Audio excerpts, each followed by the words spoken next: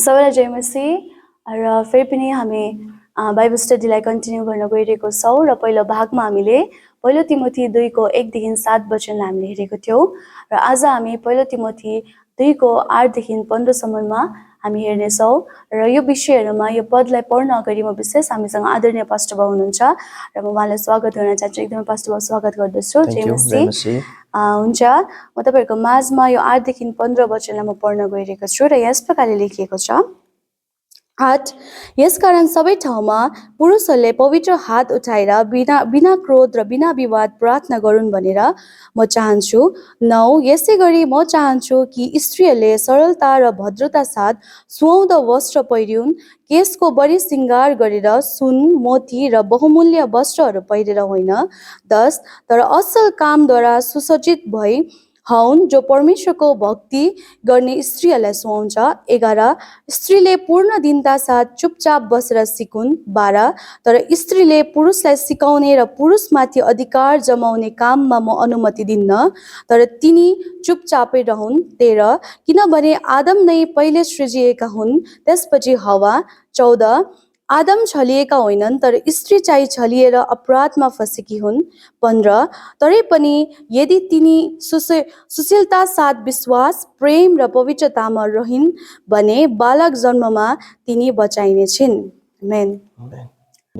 विशेष हामीले यहाँनिर 8 पदलाई हेर्दै गर्दाखेरि यहाँनिर पावलले हरेक ठाउँमा अथवा सबै ठाउँमा प्रार्थना गर्ने बारे भन्नुभएको छ।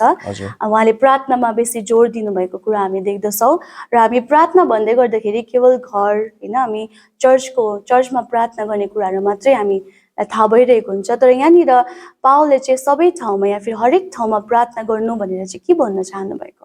हुन्छ, तपाईँलाई एकदमै धन्यवाद छ तपाईँको प्रश्नको लागि। यहाँ सबैजनालाई फेरि पनि अभिवादन छ ख्रिस्टीय। अनि हामीले अस्ति हेरिएको विशेष त्यो असल जीवन हामीले कसरी उपभोग गर्न सक्छौँ, त्यो शान्तिको जीवन कसरी लिन सक्छौँ भन्ने कुरा हामीले चर्चा गरेका थियौँ। भनेदेखि हामी यहाँ देख्दछौँ कि पावलले फेरि त्यो कुरा कन्टिन्युसन गरिरहेको कुरा हामी पाउँदछौँ कि विशेष गरिकन हामी देख्दछौँ 8 पदमा चाहिँ विशेष गरिकन पावल एउटा कमान्ड जस्तो एउटा निर्देशन हामी गरेको कुरा हामी पाउँदछौँ कि विशेष गरी पुरुषहरूले सबै ठाउँमा प्रार्थना गरून् भनिकन। धेरैचोटि प्रार्थना भन्दै गर्दा चाहिँ हामीले चर्चभित्र मात्रै प्रार्थना गर्नुपर्छ या कोठाभित्र मात्रै प्रार्थना गर्नुपर्छ भन्ने हामी सोचेका हुन्छौँ। तर प्रार्थना एउटा जीवनशैली हो। यसलाई चाहिँ हामीले कुनै ठाउँ र कुनै जग्गा मात्रै हामी सीमित राख्न सक्दैनौँ होइन। विशेष गरिकन हामी धेरैचोटि हामीले गर्ने काम गर्ने ठाउँहरूमा, हामीले बस्ने ठाउँहरूमा, चाहे रेस्टुरेन्ट्स होस्, चाहे हामी कुनै दोकानमा होस् या कुनै पनि ठाउँमा होस्, हामी मजाले प्रार्थना गर्न सक्छौँ। अनि त्यस कारणले गर्दा पावलले यो पनि कुरा भन्दछ कि हर ठाउँमा चाहिँ तिमी प्रार्थना गर्न लागि चाहिँ तत्पर हुआ या तयार हुनुपर्छ भन्ने कुराहरू हो। हामीले कहिले पनि यो माइन्डसेटमा राख्नु हुँदैन कि प्रार्थना चाहिँ केवल चर्चमा आउँदा मात्रै हुन्छ या कुनै ठाउँमा भेला हुँदा मात्रै प्रार्थना हुन्छ भन्ने कुरो होइन। त्यसले जग्गाले चाहिँ कुनै पनि प्रार्थनाको प्रभावकारितालाई चाहिँ यसले असर गर्दैन। हामी प्रार्थना जुनै ठाउँमा पनि हामी गर्न सक्छौँ अनि प्रार्थना चाहिँ हामी कुनै पनि सन्दर्भमा हामी गर्न सक्छौँ है। धेरैचोटि हामीलाई मानिसहरूले प्रार्थना गर्नको लागि अनुरोध गर्छ। कोही बेला हामी काममा हुन्छौँ, कोही बेला हामी ट्राभल गरिराखेका हुन्छौँ, त्यो ठाउँमा हामीलाई फोन गर्छ, मेसेज गर्छ मेरो लागि प्रार्थना गरिदियो भनेर होइन। त्यसमा हामी कुनै पनि चर्चमा गएर कुदेर जाने ठाउँहरू हुँदैन। सो हामी कहीँ पनि प्रार्थना गर्न सक्छौँ किनकि प्रार्थना त जीवनशैली हो। अनि प्रार्थना चाहिँ परमेश्वरसँग जोडिने कुरा भएको कारणले गर्दा प्रार्थनाको चाहिँ कुनै बााउन्ड्रिज छैन, प्रार्थना गर्ने कुनै बााउन्ड्रिज छैन। त्यस कारण पावलले यो कुरा सिकाउँदछ कि हर ठाउँमा तिमीहरू प्रार्थनाको लागि तयार हुआ। अझै उहाँले यो कुरा भन्दछ कि आफ्नो पवित्र हात उठाएर प्रार्थना गर भन्ने कुरा देख्दछ होइन। त्यस कारणले गर्दा फेरि प्रार्थना चाहिँ हामी जुनै ठाउँमा पनि र जुनै परिस्थितिमा पनि हामी गर्न सक्छौँ। यहाँ पावलले चाहिँ मजाको कुरा के गर्छ भने प्रार्थनाको चाहिँ कुनै बााउन्ड्रिज छैन, कुनै ठाउँलाई चाहिँ लिमिट गर्दैन। हामी कुनै ठाउँमा पनि प्रार्थनाको लागि तयार हुनुपर्छ, तत्पर हुनुपर्छ। हाम्रो हृदयले नै फरक पार्ने कुराहरू यो चाहिँ। एकदमै धन्यवाद पास्टर बाबु। भनेपछि हामी प्रार्थना जहाँ पनि गर्न सक्छौँ, हरेक जग्गामा गर्न सक्छौँ। र यहाँनिर वचनमा हेर्दै गर्दाखेरि यहाँनिर पावलले भन्नुभएको छ बिना क्रोध र बिना विवाद है। यो बारे तपाईँ के भन्न चाहनुहुन्छ? हामी यहाँ देख्दछौँ कि विशेष गरिकन है आफ्नो पवित्र हात उठाएर बिना क्रोध, बिना विवाद या कति ठाउँमा बिना शङ्का पनि प्रार्थना गर भनेर लेखिएको कुरा हामी पाउँदछौँ। हामी यी दुईवटा कुरा चाहिँ विशेष गरी इम्पोर्टेन्ट यहाँ लेखिएको छ होइन। यो दुईवटा विषयलाई पावलले गम्भीर छ। जब हामी प्रार्थना गर्न बस्छौँ यो दुईवटा कुरा चाहिँ छ। हामी पवित्र हात उठाएर भनेर गरेको छ किनकि त्यो प्रारम्भिक चर्चहरूमा त्यो समयको मण्डलीहरूले चाहिँ हामी प्रार्थना गर्ने तरिका चाहिँ हातहरू उठाएर प्रार्थना गर्थ्यो, जसले चाहिँ परमेश्वरप्रतिको समर्पणतालाई या धार्मिक जीवनमा पनि देखाउँथ्यो है। त्यस कारणले गर्दाखेरि म चाहिँ प्रभुको एउटा सिनियर छु, जेन्युन छु भन्ने कुरा पनि देख्दा हात उठाउँदै गर्दाखेरि, त्यस कारणले गर्दाखेरि पहिलो शताब्दीतिर हेऱ्यौँ भनेदेखि या त्यो समयमा चाहिँ मण्डलीले हात उठाएर परमेश्वरसँग प्रार्थना गर्ने चलन थियो। आज पनि हामी त्यो कुराहरू गर्दछौँ। तर पावलले अझै दुईवटा कुराहरू विशेष गरी यहाँ थपेको छ, बिना क्रोध है। पहिलो कुरा चाहिँ पुरुषहरूको चाहिँ एउटा कमजोरी के हुन्छ, क्रोध, यानि रिस चाहिँ मानिसको एउटा कमजोरी हो। तर प्रार्थना गर्दै गर्दाखेरि चाहिँ पावलले भन्दछ बिना क्रोध प्रार्थना गर। किन भन्दाखेरि चाहिँ क्रोध भन्ने कुरा, रिस भन्ने कुरा चाहिँ हानिकारक हो। यसले चाहिँ हाम्रो जीवनमा थुप्रै सम्बन्धहरूलाई भत्काउँदछ, मानिससँग झगडा हुन्छ अनि मानिसप्रति तितोपनको कुराहरू, बदलाको भावनाहरू हाम्रो हृदयमा हुन्छ। अनि क्रोधसँग हामी कहिले पनि प्रार्थना गर्न सक्दैनौँ। क्रोधले चाहिँ, रिससँग हामी प्रार्थना, त्यो प्रार्थना चाहिँ बाधित हुन्छ, त्यो प्रार्थना चाहिँ प्रभावशाली हुँदैन। अनि क्षमाको हृदयको साथमा हामीले प्रार्थना गर्नुपर्छ। अनि जब हामी मनमा अरूप्रति रिस राखेर, क्रोधलाई राखेर, नराम्रो भावनासँग हामी प्रभुको अगाडि गइराखेका हुन्छौँ, त्यसले चाहिँ कहिले पनि परमेश्वरको अगाडि प्रभावकारिता लिएर आउँदैन। पावलले भन्दछ बिना क्रोध चाहिँ तिमीले प्रार्थना गर। धेरैचोटि क्रोध है हाम्रो बिचमा धेरै हुन्छ, कोही बेला श्रीमान श्रीमतीको बिचमा, छोराछोरीको बिचमा थुप्रै समस्याहरूले चाहिँ के हुन्छ भनेदेखि चाहिँ हामीलाई प्रार्थना गर्न बाधित हुन्छ। तर पावलले भन्दछ बिना क्रोध चाहिँ परमेश्वरको अगाडि प्रार्थना गर भनेर। अनि विवादित या बिना शङ्का बिना चाहिँ प्रार्थना गर पनि भनेको छ। जब हामी प्रार्थना गर्दछौँ अविश्वासको साथमा होइन, परमेश्वरप्रति डाउटफुल भएर होइन, होइन परमेश्वरप्रति हुन्छ कि हुँदैन भनेर पनि होइन, तर परमेश्वरसँग प्रार्थना गर्दै गर्दा चाहिँ बिना शङ्का पनि प्रार्थना गर, किनकि ती विश्वाससँगको प्रार्थना नै प्रभावकारी हुँदछ। त्यस कारण पावलले यो कुराहरू सिकाउँदछ कि हामीले हर ठाउँमा प्रार्थना गर्न सक्छौँ। तर प्रार्थना गर्दै गर्दा हाम्रो हातहरू उठाउँदै गर्दाखेरि हामीले चर्चमा आएर होस् या कुनै ठाउँमा हात उठाएर प्रार्थना गर्दै गर्दा हामीले चेक गर्नुपर्ने कुरा चाहिँ के भने कि मेरो हृदयमा चाहिँ कसैप्रतिको रिस रागले भरेको त छैन, होइन, मेरो हृदय चाहिँ शङ्काले त भरेको छैन भन्ने चेक गर्नु चाहिँ भेरी इम्पोर्टेन्ट हुन्छ। हजुर, एकदमै कति मजाले तपाईँले व्याख्या गरिदिनु भयो है। किनकि समटाइम्स हामी मानिसहरूमा त्यही कुरा हुन्छ नि त है, क्रोधको कुराहरू, विवादका कुराहरू भइरहेको हुन्छ। अनि धन्यवाद तपाईँलाई धेरै नै। र यो भन्दै गर्दाखेरि तपाईँ विशेष है पुरुषहरूलाई चाहिँ तपाईँ के सन्देश दिन चाहनुहुन्छ यो विषय भन्दै गर्दाखेरि? हामी विशेष गरिकन बाबुहरू या घरको हामी जति पनि हामी अगुवाहरू छौँ भनौँ होइन, हामी पुरुष जातिहरू छौँ, हामी एकदम छिटो रिसाउँछौँ, हामी एकदम छिटो अधिकार जमाउने खाले स्वभावको हाम्रो हुन्छ। तर बाइबलले भन्दछ हाम्रो प्रार्थनाहरू सुन्नको लागि चाहिँ प्रार्थनाको जीवन चाहिँ हाम्रो कस्तो छ भन्ने कुरा चाहिँ चेक गर्नु पर्यो कि हामी प्रार्थनाको जीवन बिताइराखेका छौँ या हाम्रो जीवन चाहिँ समर्पित छ भन्ने कुरा चाहिँ हामीले चेक गर्नु पर्यो। किनकि हाम्रो रिससँगको प्रार्थना, शङ्कासँगको प्रार्थना चाहिँ असल गवाई हुँदैन है। समाजमा हामी रिसाइराखेका हुन्छौँ, झगडा परिराखेका हुन्छौँ अनि चर्चमा प्रार्थना गर्दै प्रभावशाली हुँदैन। त्यस कारण हाम्रो जीवनलाई चेक गर्नु पर्यो र हामीले रिसलाई, शङ्कालाई हटाएर नम्रताका साथमा प्रभुसँग प्रार्थना गर्नु पर्यो। त्यो कुराले चाहिँ परमेश्वरको आशिषलाई र परमेश्वरको कामलाई हाम्रो जीवनमा हामी देख्न सक्दछौँ। पास्टर बाबु तपाईँलाई धेरै धन्यवाद त्यो कुरा बुझाइदिनु भएको लागि। हुन्छ पास्टर बाबु, हामी 9 पदमा जानेछौँ र यहाँ म पढिरहेको छु। हुन्छ। यसै गरी म चाहन्छु कि स्त्रीहरूले सरलता र भद्रता साथ सुहाउँदो वस्त्र पहिर्यून्, केशको बढी श्रृङ्गार गरेर सुन, मोती र बहुमूल्य वस्त्रहरू पहिरेर होइन। 10 तर असल कामद्वारा सुसज्जित हुन्, जो परमेश्वरको भक्ति गर्ने स्त्रीहरूलाई सुहाउँछ। हुन्छ है पास्टर बाबु, यहाँ पढ्दै गर्दाखेरि चाहिँ पावलले चाहिँ अब अहिलेको संस्कृति अथवा अहिलेको कल्चरलाई एकदमै विरोध गरेको जस्तो लाग्छ होइन। अहिले अब धेरै फेसनहरू छ, सबैले त्यो डिजायरहरू राख्छ कि फेसनेबल कुराहरू बेसी छ। र तपाईँको विचारमा चाहिँ तपाईँलाई के लाग्छ?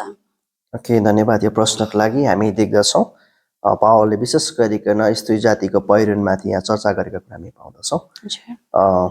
परमेश्वरको वचन चाहिँ एकदमै सिधा छ है। धेरैचोटि परमेश्वरको वचन चाहिँ मान्छेलाई मन पर्दैन, विशेष प्रभुलाई नचिन्ने व्यक्तिहरूलाई, कतिजना विश्वासीहरूलाई पनि गाह्रो हुन्छ यो कुराहरू पचाउनको लागि। तर परमेश्वरले जे वचनले भन्दछ त्यसमा प्रभुको सत्यता छ। अनि विशेष गरिकन पावलले या बाइबलको वचनले चाहिँ परमेश्वरलाई सो अफलाई चाहिँ प्रभुले कहिले पनि इन्करेजमेन्ट गरेको छैन। विशेष गरिकन हामी देख्दछौँ कि त्यो समयमा पनि जब एफेससको मण्डली जहाँ चाहिँ तिमोथीले सेवकाई पुर्याइराखेको थियो, अनि त्यो समय चाहिँ विशेष रोमन कल्चरहरूले पनि एकदमै प्रभावित ठाउँहरू हो, जहाँ चाहिँ मान्छेले एकदमै महँगो लुगा लगाउने अनि पहिरनहरू गर्ने थियो, अनि जहाँ चाहिँ मान्छेले आफूलाई देखाउने एउटा ठुलो, जसमा चाहिँ आफ्नो के भनौँ धनीपनालाई आफ्नो स्ट्याटसहरूलाई देखाउने चलन थियो नि त्यो बिचमा चाहिँ बाँचिराख्दाखेरि चाहिँ पावलले यी कुरा लेख्दछ कि पहिरन चाहिँ कस्तो हुनुपर्छ भन्ने कुरा चाहिँ विशेष गरिकन हामी यहाँ पावलले तिमोथीकोद्वारा मण्डलीलाई सिकाएको कुरा हामी पाउँदछौँ। सो हामी देख्दछौँ कि कल्चर विरुद्धमा भन्दा पनि हाम्रो अहिलेको जुन प्रकारको सोच अनि विचार छ या जुन पहिरनले हामीले के देखाउन चाहेका छौँ भन्ने कुरोकोमा चाहिँ विरुद्धमा भन्दा पनि क्ल्यारिटीमा चाहिँ बाइबलले बोलेको कुरा हामी पाउँदछौँ। हुन्छ पास्टर, धन्यवाद। र यहाँ पढ्दै गर्दाखेरि हामी मोडेस्टी अथवा शालीनताको बारेमा पनि देख्छौँ र मोडेस्टी अथवा शालीनता भन्नाले चाहिँ हामी के बुझ्न सक्छौँ? ओके, विशेष हामी यहाँ देख्दछौँ कि त्यो समयमा म अघि तपाईँलाई कल्चरल ब्याकग्राउन्ड दिन्छु। त्यो समयमा चाहिँ मान्छेहरू चाहिँ फेसनेबल भनौँ न होइन, फेसनको वर्ल्डमा चाहिँ मान्छेहरू चाहिँ जिराखेको थियो। त्यो समयमा पनि एफेससको मण्डली या तिमोथीले सेवकाई गर्दा पनि मान्छे एकदमै महँगो लुगा लगाउने, मान्छेले एकदमै पहिरनद्वारा चाहिँ अरूलाई आकर्षित गर्न खोज्ने र मान्छेको अगाडि सो अफ गर्ने कि म चाहिँ भयङ्कर छु, अनि मान्छेले उनीहरूको लगाएको अनि उसले कस्तो प्रकारको पहिरन छ त्यही हिसाबले नै मान्छेले अब उनीहरूलाई जज गर्ने र मान्छेले आफूलाई एकदमै सो अफ गर्ने कि म चाहिँ भयङ्कर छु भन्ने देखाउने खाले कल्चर हुँदै गर्दा चाहिँ त्यस समयका ख्रिस्ट येशूलाई विश्वास गर्ने विश्वासीहरूलाई चाहिँ बाइबलले यो टिचिङ दिँदछ कि मोडेस्टी अनि शालीनताको बारेमा। जब हामी शालीनताको बारेमा बोल्दछ यसले चाहिँ जीवनको सरलता, भद्रता र नम्रतालाई दर्शाउँदछ। अनि पावलले चाहिँ विशेष गरिकन त्यो चाहिँ भित्री यानि भित्रको चरित्र हो भन्ने कुरालाई चाहिँ देखाएको छ। अलिक तल हेर्नु भनेदेखि तपाईँलाई 10 पढ्दै थियो कि असल काम र सुसज्जित हुन् भन्ने लेखिएको छ, जो चाहिँ परमेश्वरको भक्ति गर्दछ भन्ने कुराले। यानि कि पहिरनले या महँगो लुगा लगाएर, ब्रान्डेड लुगा लगाएर या कुनै ठुलो कम्पनीको लुगा लगाएर चाहिँ आफैलाई देखाउने कुराहरू भन्दा चाहिँ गडली लाइफ एन्ड ईश्वरीय लाइफ असल कामद्वारा चाहिँ आफूलाई प्रकट गर्नुपर्छ भन्ने कुरा चाहिँ विशेष गरेर पावलले देखाउँदछ। सो मोडेस्टी हामी देख्दछौँ भनेदेखि चाहिँ आत्मसंयमी भएर आफूलाई नम्रतामा, आफूलाई दीनतामा र एप्रोप्रिएट वेमा आफैलाई अर्को अगाडि प्रदर्शन गर्ने कुराहरू हो। सो हामी देख्दछौँ कि त्यो समयको विश्वासीलाई पनि, स्त्री जातिलाई पनि जुन कल्चर थियो अहिलेको जमानामा त्यस्तै छौँ, ब्रान्डको जमानाहरू छ होइन, जहाँ तपाईँलाई ब्रान्डेड कुराहरू हो, तपाईँले लगाएको खाएको मान्छे जज गर्ने कुराहरू गर्दा तपाईँले ब्रान्डको कुराहरू लगाउनु भयो भनेदेखि त्यसलाई तपाईँलाई एकदम इज्जत गर्ने, वाह गर्ने या तपाईँलाई भयङ्कर मान्ने कुराहरू छ। तर पावलले यो कुरा देखाउँदछ कि हामी ख्रिस्टहरूलाई चाहिँ हाम्रो रियल भ्यालु चाहिँ ती कुरा लिएर आउँदैन, इनर भित्रबाट चाहिँ गडली लाइफ, परमेश्वरको भय, नम्रता र असल कुराले चाहिँ परमेश्वरको अगाडि चाहिँ एउटा चिनेको मान्छे आफूलाई प्रदर्शन गर्नुपर्ने भन्ने कुराहरू छ। त्यस कारणले गर्दा फेरि चर्चमा आउँदै गर्दा, जीवनमा आउँदै गर्दा फेरि हाम्रो भित्र के छ त्यो कुरा चाहिँ इम्पोर्टेन्ट हो। अनि त्यो कुराले मैले लगाएको कुराले चाहिँ परमेश्वरको आदर गर्नुपर्छ भन्ने कुराहरू छ होइन। यो कुराहरू चाहिँ बाइबलले हामीलाई सिकाउँदछ। हजुर, धेरै धन्यवाद पास्टर बाउ, तपाईँले सिकाइराख्नु भएको थियो हामीलाई कि भनेपछि पावलले भन्न खोज्नु भएको चाहिँ सो अफ चाहिँ गर्नु भएन, गडली लाइफ बिताउनु पर्यो भन्ने कुराहरू। हजुर, धेरै धन्यवाद दिन चाहन्छु। हुन्छ पास्टर बाउ, है यहाँनिर हामी देख्दछौँ कि हामी स्त्रीहरू चाहिँ कस्तो हुन्छ भन्दाखेरि त एकदम सिँगार बाटर गर्न मन पराउने हुन्छ। र यहाँ हामी देख्दछौँ कि पावलले सुन चाँदी नलाउनु भन्ने कुराहरू सिँगार बाटरको बारेमा उहाँले भन्नुभएको छ। अनि तपाईँको विचारमा चाहिँ के लाग्छ, हामी स्त्रीहरूले चाहिँ सुन चाँदी सिँगार बाटर गर्नु हुँदैन जस्तो तपाईँलाई लाग्छ? धन्यवाद, यो एकदमै है इन्ट्रेस्टिङ क्वेसन छ।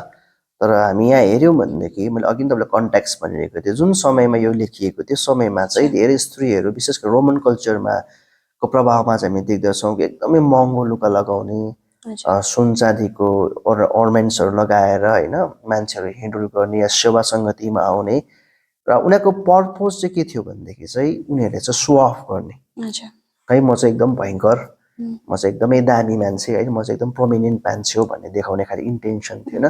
सो पावलले हामी स्पष्ट यो लेख्दछ कि त्यो कुराहरू भन्दा इम्पोर्टेन्ट हाम्रो भ्यालुज चाहिँ, हाम्रो गहनता, हाम्रो महत्त्व चाहिँ महँगो लुगाले र महँगो सिँगार पटारले आउँदैन, तर हाम्रो शालीनताले, हाम्रो भित्रको भक्तिले, नम्रताले आउँछ भन्ने कुरा चाहिँ पावलले सिकाउन खोजिराखेको।